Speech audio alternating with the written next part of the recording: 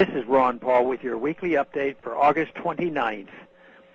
Even as a major hurricane hits the American Eastern Seaboard, the administration is determined to expand the war in Libya while threatening the regime in Syria. Is there any limit to our government's appetite to create more problems for our nation and economy? Americans may be tempted to celebrate the apparent victory of U.S. and NATO-backed rebels in Libya, since it seems the Gaddafi regime is overthrown. But I believe any enthusiasm for our Libyan misadventure is premature. The Obama administration attacked Libya without a constitutional declaration of war, without congressional authorization, without meaningful consultation with Congress, and without a dollar being authorized from the House or Senate.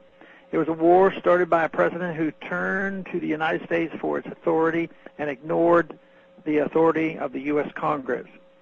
Are we better off as a nation by ignoring and debasing our Constitution?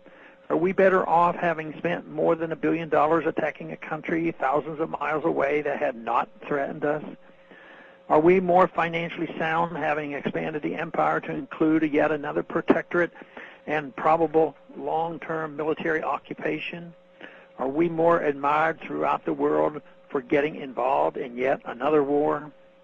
Still, many will claim that getting rid of Libyan ruler Gaddafi was worth it. They will say that the ends justify the means. As the civilian toll from NATO bombs adds up in a war started under the guise of protecting a civilian population, even the initial argument for intervention is ridiculous. We should not forget that there were no massacres taking place in Libya before the NATO attack.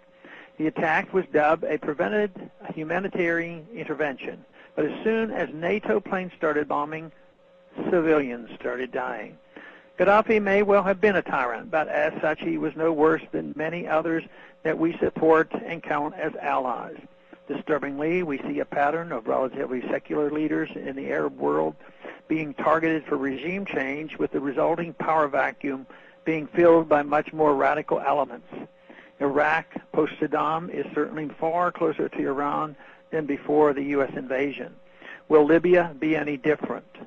We already see grisly reprisals from the U.S.-backed rebels against their political opponents. These are disturbing scenes of looting, lawlessness, and on the part of the rebels. We know that some rebel factions appear to be allied with Islamic extremists, and others seem to have ties to the CIA. They also appear to have a penchant for killing each other as well as supporters of the previous regime.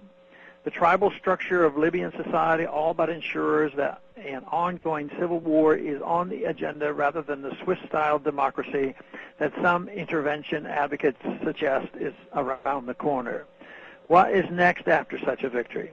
With the big Western scramble to grab Libya's oil reserves amid domestic political chaos and violence, does anyone doubt that NATO ground troops are not being prepared for yet another occupation?